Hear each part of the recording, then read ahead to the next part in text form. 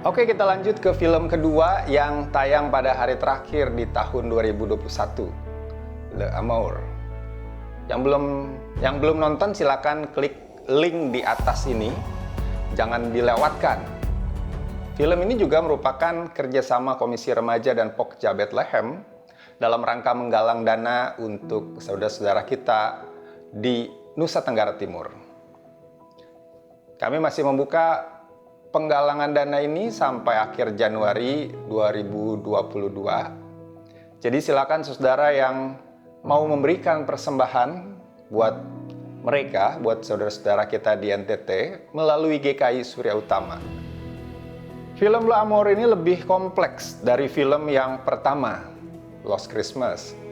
Pemainnya lebih banyak, adegannya juga lebih banyak, durasinya lebih panjang.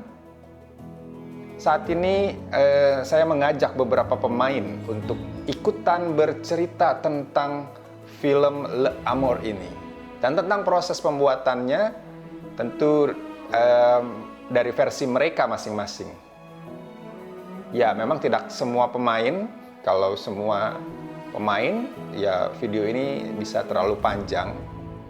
Tapi ada Elaine yang berperan sebagai Brayli, Tiffany sebagai Maura, Neta Yolanda Pantau sebagai Vanika atau mamanya Brayli, dan Thomas Christo atau yang lebih sering dipanggil Serti yang memainkan sebagai Sudiro, papanya Brayli. Saya juga mengajak sutradara dua film ini, Hilda Alexandra, dan penulis naskah Le Amour, Amadea Aurelia. Mari kita sama-sama mendengarkan cerita mereka.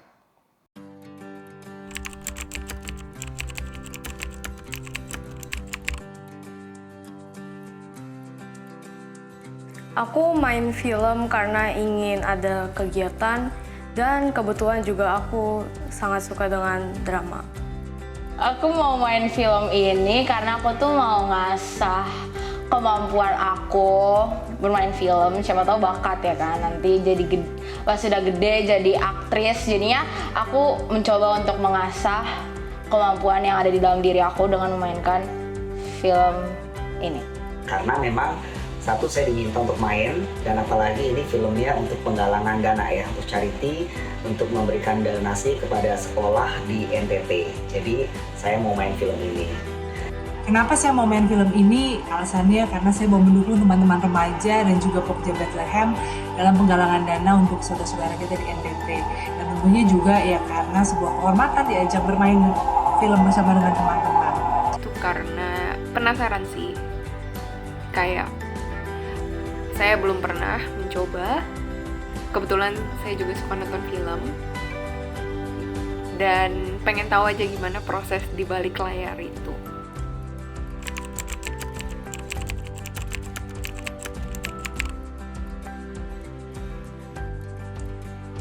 Film ini tuh tentang seorang siswi SMA yang mendapat tekanan yang begitu besar dari orang tuanya, yaitu ayahnya. Sampai-sampai dia memutuskan untuk mengakhiri hidupnya pada akhirnya gitu. Dan semua ini karena masalah nilai, karena ambisi orang tua.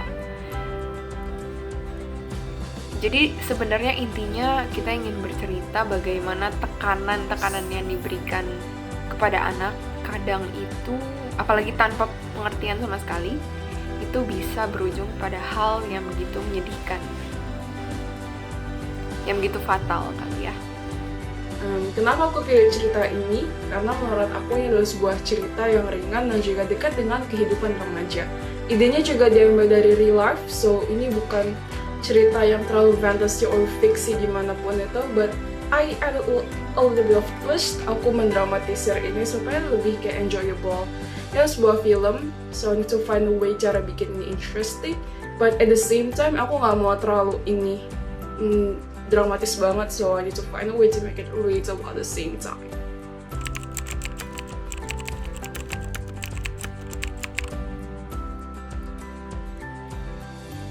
Kesulitannya dalam menulis udah pasti ngalamin yang namanya writer's block atau buntu. biasanya tuh sekitar seminggu 2 minggu, and it is very common. Biasanya kalau misalkan udah terlalu sering nulis, kecapean dan stres. Dan kalau misalkan udah buntu, ya sama sekali nggak bisa nulis. Itu sih yang kesulitan pertama. Kalau kesulitan yang kedua adalah Lemore ceritanya itu beda banget dengan my usual style. Dimana aku biasa nulis tuh lebih ke thriller, dark and bloody-ish.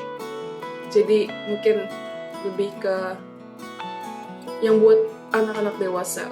Ini buat gereja, jadi udah pasti aku nggak bisa bikin cerita seperti itu. Apalagi ini adalah buat kalangan semua usia. So I need to find a way untuk membuat story yang nggak terlalu dark, but still entertaining and a dash of thriller gitu. Secara general, yang menantang adalah bagaimana kita meletakkan angle-angle kamera itu supaya tidak bocor. Tapi seperti Bapak Ibu teman-teman saudara-saudara sekalian sudah lihat di filmnya, itu banyak yang bocor. Banyak lampu dan orang yang tiba-tiba jadi cameo di beberapa adegan. Mungkin yang nonton juga sampai bingung kali ya, atau mungkin sebel sendiri, kenapa ini ada kamera dan ada lampu dan orang bertebaran di mana-mana.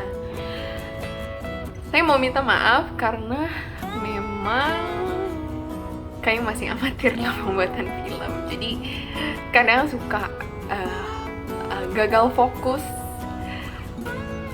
Ya jadinya bocor begitu. Gimana sih tuh kameramennya? Gak bisa menempatkan posisi dengan benar. Bukan cuma kameramen, itu video editornya juga bagian-bagian yang nggak pas, harusnya dipotong. Siapa sih itu kameramen dan video editornya? Hah? Saya? Yang benar? Oh iya. Maaf. Kemudian yang kedua yang menantang adalah juga ketika ada tenggat waktu. Ketika misalnya pemain cuma bisa dari jam segini sampai jam segini. Baru bisa mulai jam segini gitu. Kembali lagi di jadwal sih, kembali lagi di menyocokkan waktu. Jadinya kadang tuh kayak harus berpikir keras gitu. Ini gimana ya cara paling efektif? Misalnya kayak cuma ada waktu 1,5 jam sampai 2 jam, adegannya ada 4. Sebenarnya kalau misalnya yang udah pro gitu, mungkin mereka cukup nih, bisa kok gitu. Tapi karena ini baru pertama kali, jadi mikir ini kayaknya kayak setengah jam doang cukup gaya, 45 menit doang cukup gaya gitu. Jadi harus ekstra berpikir gimana cara menempatkan adegan-adegan ini, pertama kemana, dua kemana gitu. Jadi supaya waktunya bisa dipakai dengan efektif. Kadang panik sendiri sih.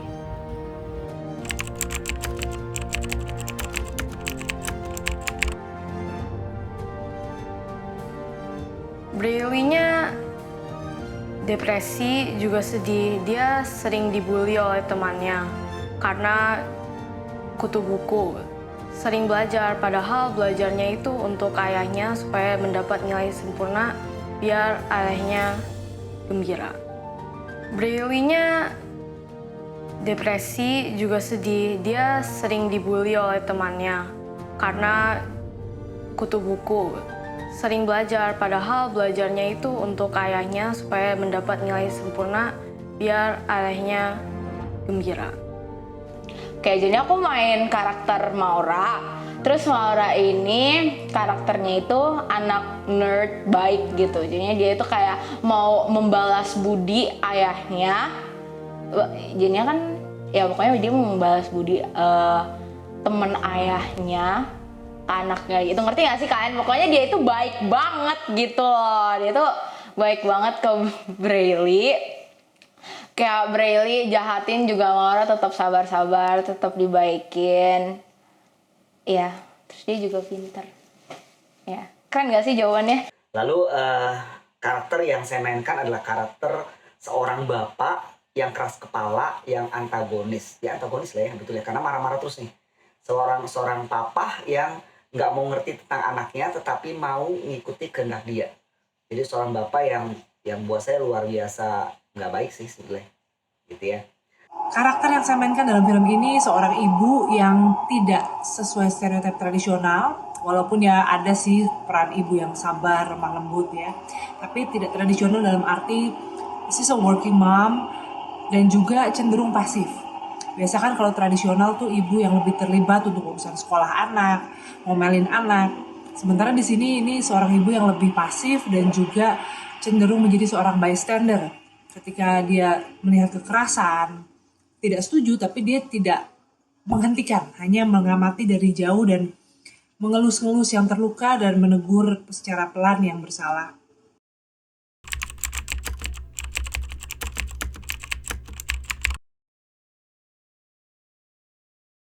Nggak suka, sangat tidak suka, karena kalau dibanding, karena kan di situ tadi perannya kan marah-marah tuh, meminta anaknya sempurna banget gitu dalam menghasilkan atau dapat ulangan dan sebagainya, itu harus sempurna. Padahal dalam keseharian saya itu sangat amat beda. Saya orangnya tidak seperti itu, jadi 180 derajat berbeda dari karakter yang sebetulnya saya. Makanya saya belajar untuk mencoba menjadi karakter yang lain di film itu. Kayaknya kurang ya, karena menurut saya ya mestinya orang, terlepas seorang ibu atau siapapun, kita nggak boleh diam saja ketika ada sesuatu yang tidak benar terjadi, tidak adil terjadi. Nah kalau dibandingkan dengan karakter saya sendiri ya mungkin jelas beda. Saya jenis orang, tipe orang yang tidak susah untuk diam saja ketika melihat sesuatu yang benar terjadi. Dia suka-suka enggak sih. Sukanya itu karena aku itu bisa memainkan karakter protagonis. Tapi ya terus kayak karakternya itu di skripnya itu baik banget gitu kan. Tapi nggak sukanya itu karena ini tuh karakter yang baru yang aku mainin gitu. Biasanya aku kan main yang kayak yang jahat-jahat, yang antagonis. Terus ini harus memainkan peran yang baik-baiknya, agak challenging for me. Terus aku juga nggak sukanya karena menurut aku ini si Maura ini rada kayak mau ngebantu Braylee, kayak agak kepaksa gitu loh. Nggak tahu sih, ini cuma interpretasi aku terhadap skripnya dan naskahnya. Aku kurang suka dengan karakternya karena karakternya itu sepertinya sangat-sangat depresi. Tapi depresi juga karena ayahnya itu yang sumber bikin depresi. Ayahnya itu yang menekan Braylee-nya untuk mendapat nilai yang sempurna. Kalau karakter dengan diri aku sendiri sangat beda karena karakternya itu benar-benar belajar dengan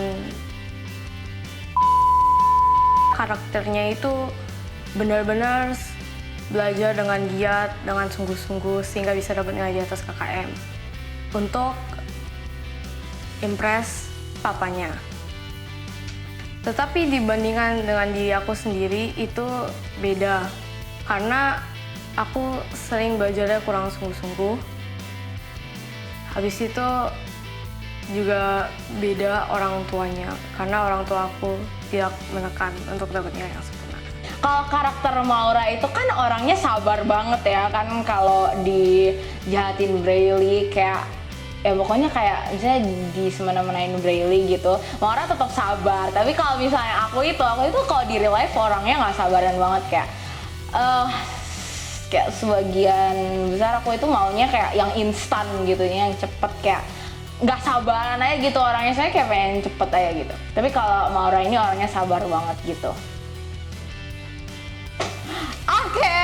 Oke, ini awkward banget ya guys ya. Oke, bodo amat. Lanjut, kita pesan melalui karakter. Ini apaan kah pesan melalui karakter?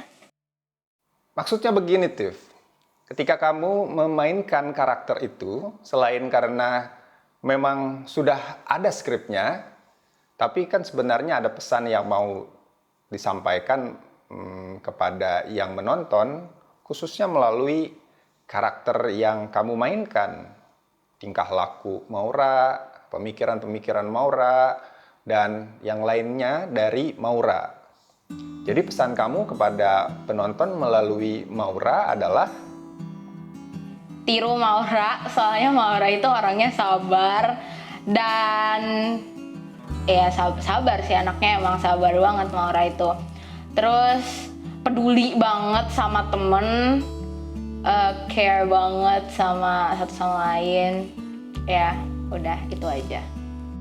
Ya pesannya adalah khususnya buat orang tua nih, pesannya adalah bagaimana kita menjadi orang tua yang baik buat anak-anak gitu.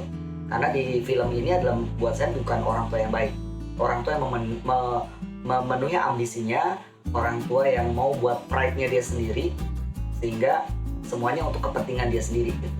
Jadi buat saya itu sangat tidak baik. Jadi pesannya adalah bagaimana orang tua boleh menghargai anak, bagaimana orang tua bisa memberikan kesempatan anak untuk boleh berkarya, dan orang tua bisa tahu kemampuan anaknya gitu ya. Mungkin jadi orang jangan berpikir dengan tidak melakukan kekerasan, tidak melakukan kejahatan itu sudah cukup. Karena pada akhirnya juga menyesal ketika orang yang dizolimi, orang yang tertindas depresi, terluka, dan kita sebetulnya bisa melakukan sesuatu, kita tidak melakukan apapun, itu akan terjadi penyesalan juga, dan kita juga jadi salah. Pesannya kalau depresi jangan sampai berniat untuk bunuh diri. Aku pikir kalau kalian experience apa yang Bril experience untuk diomongin baik-baik.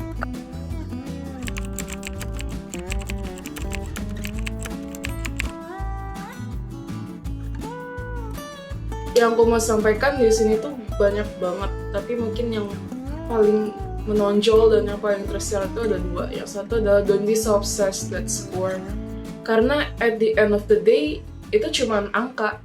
Memang penting untuk dapetin nilai bagus supaya kita bisa naik kelas atau supaya kita nggak usah remedial, buang tenaga. But I think we should know our limit gitu. Kapan kita harus istirahat dan kapan kita harus kerja lagi. Dan yang kedua adalah ngapain sih bersaing kalau bisa berteman. Menurut aku persaingan itu is like a void yang di dalamnya itu ada labirin, dan labirin itu selalu berubah-ubah. So it means that persaingan membuat orangnya tetap stuck di situ, bikin obsessed dan juga nggak bisa keluar. Even dia pindah ke tempat yang lain, mungkin yang ada di pikirannya adalah bersaing dan jadi yang terbaik. Padahal on the other side, bisa loh berteman. It is better for you and for others too, daripada bersaing terus. Apa sih gunanya?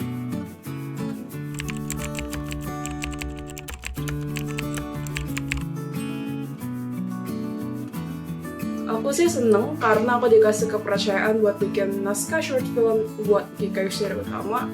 It is such an honor and it is such a new experience for me.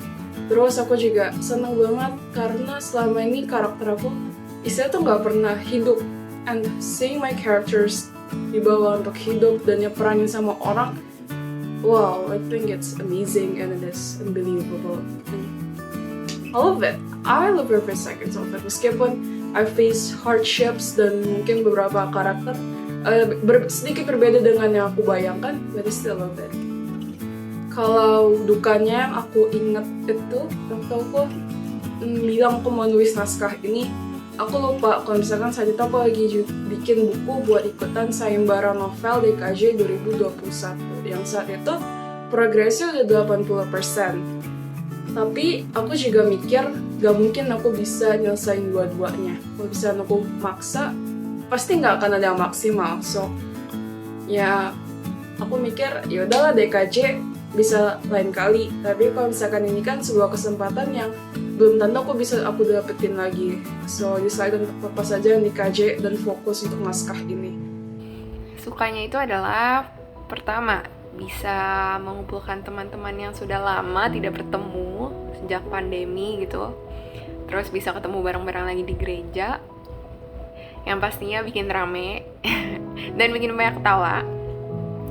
Terus bikin prosesnya jadi fun banget.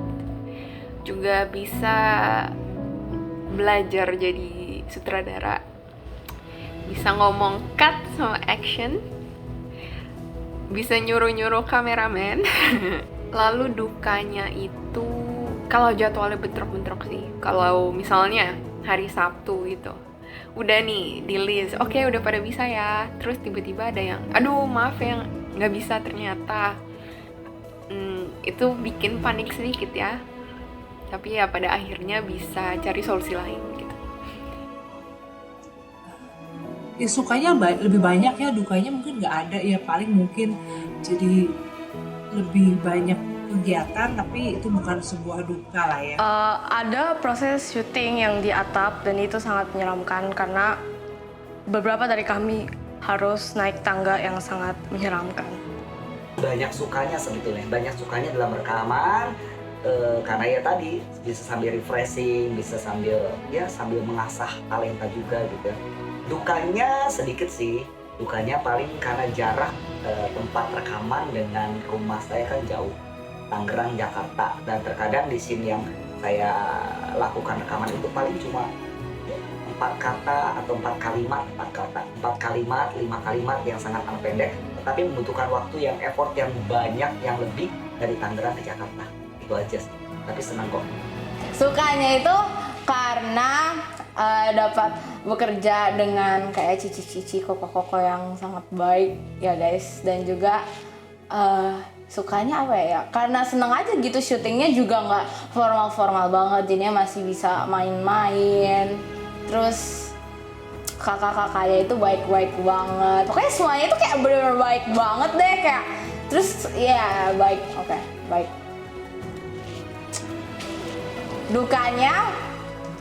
Dukanya itu sih pas ada scene akhir yang si Bradley mau bunuh diri, itu tuh kita harus naik ke atap dan itu tuh pakai tangga, terus tangganya itu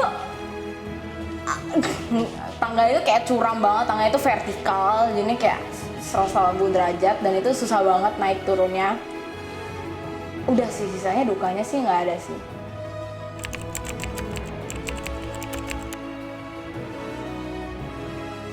Sukanya itu sih pasti pas di kelas ya, pas rame-rame itu ngumpul itu.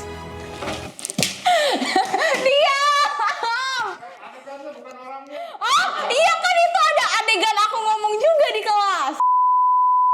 Jadi yang adegan karakter yang suka itu pas Maura adu mulut sama Steven sama Johan di kelas. Soalnya itu lucu banget, muka Johan sama Steven tuh kayaknya kita kayak harus take berkali-kali, soalnya kita ketawa-ketawa mulu, kayak ngeliatin muka satu sama lain itu kayak awkward banget, terus ketawa-ketawa mulu.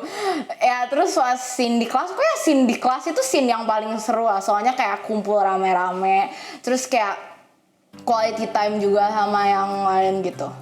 Terus kalau yang nggak suka, gimana ya guys ya ngomongnya, itu tuh pas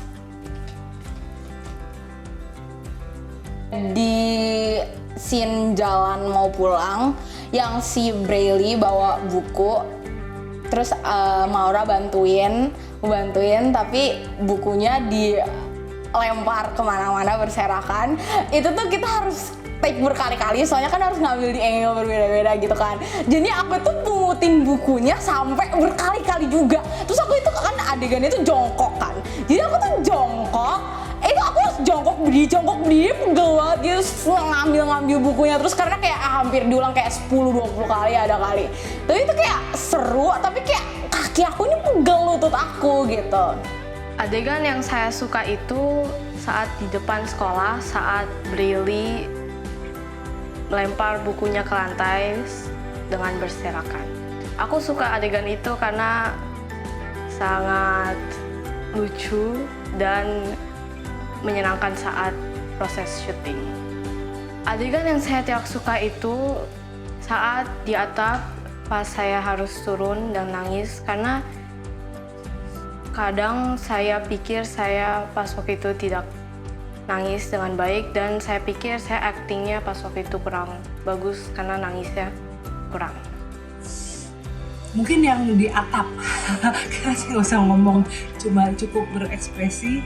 Yang ketika Bradley mau lompat, yang paling gak suka ketika harus menampar Sudiro, karena gak tega menampar Serti, akhirnya menampar kamera dan jadinya malah lucu. Ketika Johan masuk ruang ujian, dia memakai tas. Dan di tasnya itu ada gantungan.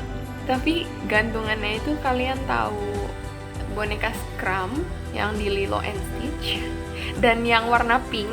Lucunya tuh di sini. Johan itu di film ini itu dia suka ngebully. Jadi dia bukan tipikal juga ya. Ya tapi dia kayak class clown dan pembuat onar gitu lah ya, kita bisa bilang. Tapi dia masuk ke ruang ujian dengan bajunya yang digulung-gulung itu dan perawakannya yang tidak rapi itu dengan menggunakan tas yang ada gantungan boneka gitu. Nyambungnya di mana gitu ya. Ya tapi nggak apa-apa sih, itu kayak break the stereotype ya. Johan suka ngebully tapi dia berhati lembut gitu. Seperti boneka itu.